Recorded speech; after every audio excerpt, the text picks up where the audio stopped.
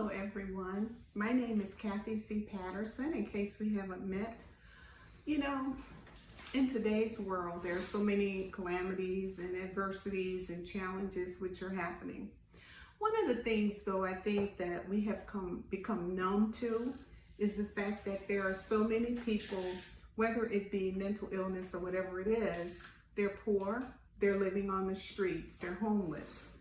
And I know we've all seen the signs. Sometimes they'll say, I'll work for food. Sometimes they'll be very bold and said, I need a beer.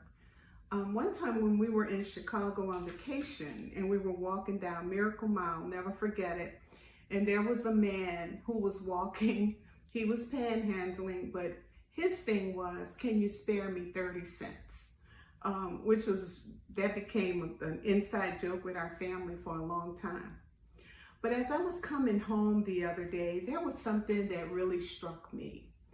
And what it was there was a man standing on the corner panhandling, but his sign said hopeless and homeless.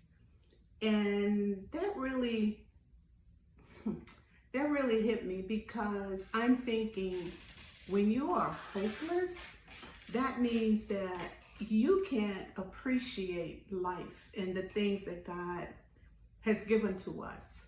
And so it made me reflect back on my play, His Story Now. And one of the taglines in the play is hope. And when I was developing those characters, and if you guys go to my website, you can look at the web series. It's a free series.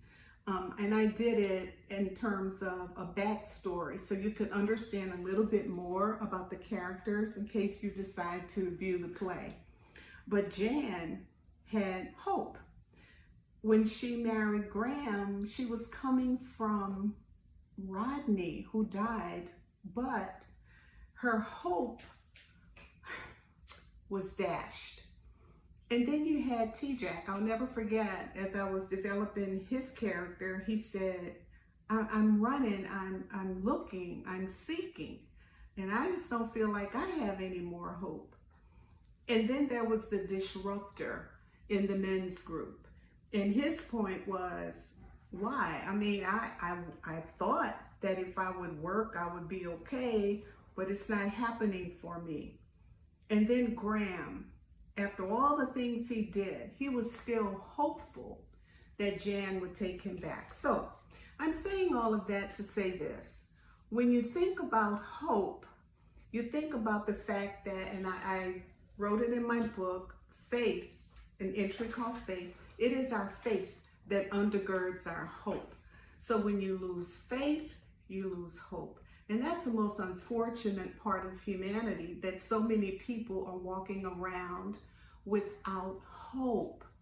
So one of the questions in the interactive journal that I wrote in the back, and I may have said it before, but it bears repeating. Do you live in a state of expectation? Or do you wake up and think, another day, same old soup warmed over, as my grandmother would say? Or have you ever given up in a difficult situation? We all have them, but we have to remain hopeful. So when I see that man, he always comes to my mind that not only is he homeless, but he's hopeless. And so the burden I feel is that hopefully he will come into himself and understand that life is worth living. And every day we wake up, it's another opportunity to be who God has created us to be. So with that, thank you for listening. I just felt like I really needed to share that.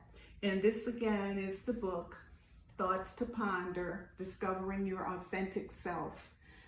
You can find it on my website, excuse me, at www.kcploveproductions.com.